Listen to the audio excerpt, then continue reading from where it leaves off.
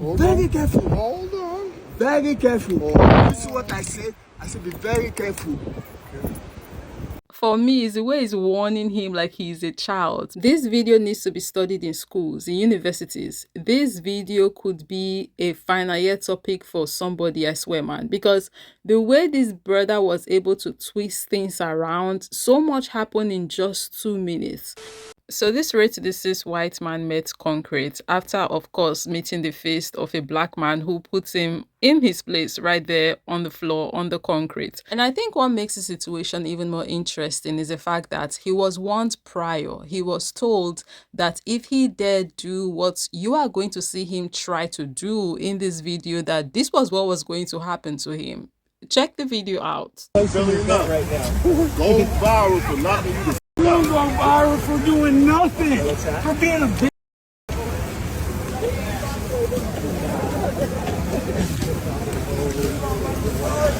You don't go viral for walking next to me and not doing a goddamn thing. Only reason I gonna do nothing. I just oh! Go viral, you We are our ancestors' wildest dreams, living a life they could not foresee. No longer our heads we bow down. White folks go around and find out. We are our ancestors' wildest dreams, living a life they could not foresee. No longer our heads we bow down. White folks go round and find out. Sing with me. We are our ancestors' wildest dreams, living a life they could not foresee. No longer our heads we bow down.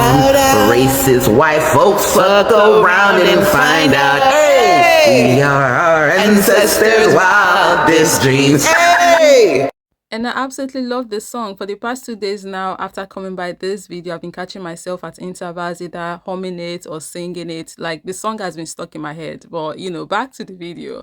Something else that really caught my attention that I personally found very interesting is how every other person, like the other passerbys there, just ignored him and they were just walking by him. Like, nobody even cared to go check if he's okay or anything. They were like, yeah, that's what you get. You act like a trash, you get treated like a trash. And I love that for him. And according to reports and the caption on this video that I had cropped out because I wanted to make this video bigger so we can clearly see better what's going on in the video, this racist white man in question, the one on the floor right now that got knocked out, was drunk. And I'm mentioning this not to justify or make excuses for his behavior, because I would never make excuses for any sick individual, regardless of how they show up and what sick things that they go on to do, regardless of whether or not they were drunk. You are sick, you are sick. And all the alcohol did was reveal to us how sick you truly are. I don't think alcohol has the ability to make people into people that they weren't. I think, as a matter of fact, what it does is reveal to us a side that you probably would not have been bold enough to show us if you were sober. So now that I've gotten that out of the way, I just want to be clear that the reason why I'm bringing this drunk context in quotes into the conversation is because I like to be transparent in my commentary when I relate situations or show you guys clips. I like to give you guys all the quote unquote context and information that I have as it relates to that situation or topic in question, right? So this particular drunk in quotes is a context that some people might want to know, and I want to be transparent enough to show that, so it will not come off like, oh, she's hiding certain information or she's clipping things out of context and whatnot, right? So yeah, there you have it. They said he was drunk, and that brings me to the next video I want to show you guys. very careful. Hold on. Very careful. This is what I said. I said be very careful. For me, is the way he's warning him like he's a child, pointing and flipping his finger like that. I don't know if they do that in the West. I've not exactly seen that in movies or anything for me to be able to tell if it's a behavior that people do in the West. But in Africa, specifically Nigeria, that's how adults used to warn children. Why are you disturbing it for? Why? Who are you? No. Famous. Are you a police? No, let us. I can go get them. No, go They're to right the police. there. No. You just We make an don't error. need No, police. you just make an error. You know why? Because you don't have the right to hold somebody. There's a You police. don't have the right. Look. You see him? If there's a problem, he will come right away and handcuff me. But if he just say what That's what you want? that's what I want. For this video, we don't have like the exact context of what this brother did that offended this white man so much, but going by history, we can take a wild guess that it's probably nothing, right? Because then people just don't like seeing black people exist. They take that as an offense, right? And we've seen videos, a plethora. Sometimes you see a brother maybe goes fishing and a white person has a problem because why are you there? You're walking by a neighborhood, why are you there? You are walking into your apartment complex, why are you there? We're calling the police. So it's probably an instance just like this that is playing out right here, right?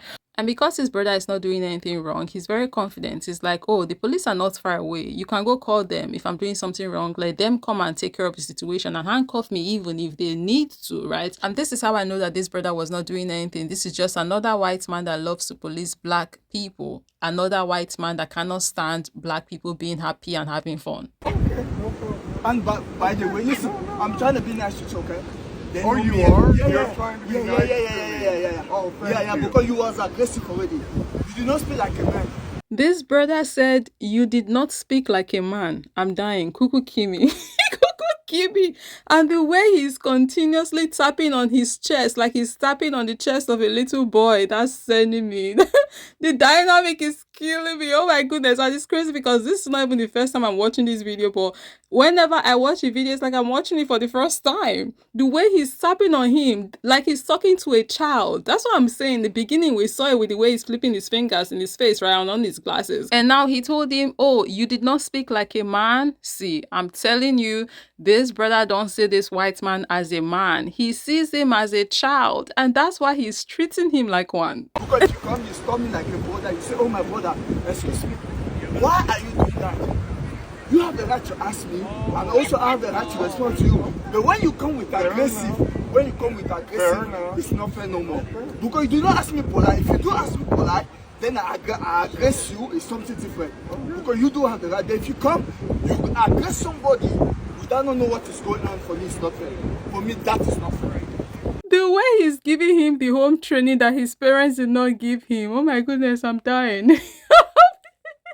This video is killing me. Oh Lord, have mercy. Whew.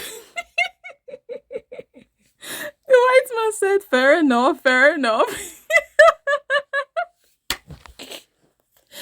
Damn. Satisfying. You should be fair, you question me. You have the right to question me.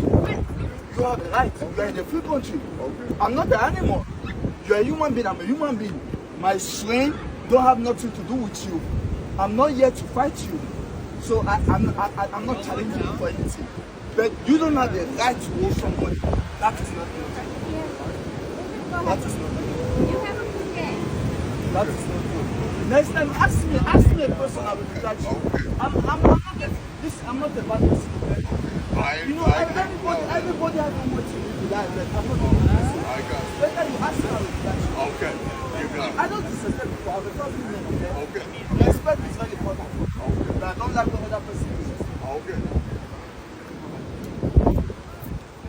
This video needs to be studied in schools, in universities. This video could be a final year topic for somebody, I swear, man. Because the way this brother was able to twist things around, so much happened in just 2 minutes. At first, the video started with him giving this white man a firm warning. And then in the middle, he educated him on how normal human beings are supposed to be relating with one another.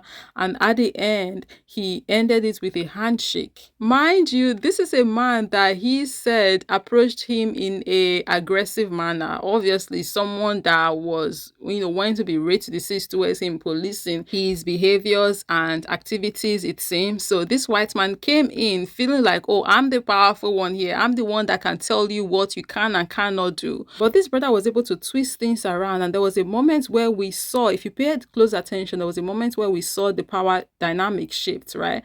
And this man became the small one there. He wanted to make this brother feel small, but he was the one who ended up living there feeling small because he met a wrong one. He met a man who knew himself, who is proud of who he is, and he knows his rights. He is confident.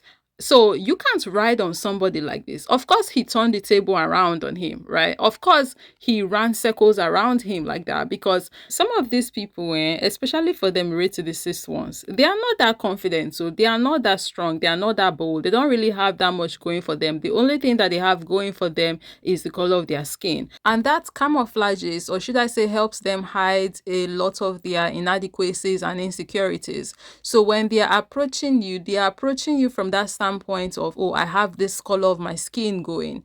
And they are hoping that because you don't have that, you would feel intimidated in their presence, so they'll be able to ride on you. But when they come up to you and they realize that, oh, this one knows their worth, so he or she is not scared. He or she knows their rights. He or she knows what the law says. He or she is confident in who they are as a black person. He or she finds pride in their identity. He or she don't worship whiteness or see whiteness as something that is superior, that I need to revere or be scared of, or that I'm beneath the whites. Then they lose everything that they think that it is of value, that puts them at a higher position over you. And that's when you start to see really the coward, right? Or in this case now, the child, the man child that has refused to grow up and learn how to relate with adults or individuals, human beings on a day-to-day basis. Then you now start to see all of the inadequacies, right? And I think this is a teachable moment, obviously, of course. That's why I said earlier that I think this is something that needs to be played in schools, studied in universities, because I think what happened here is psychological. And if I'm right, I need a professional to break it down for me. But I want to hear what you guys think, though. Let's continue this conversation in the comment section. Thank you for watching. I'll be catching you in the next one.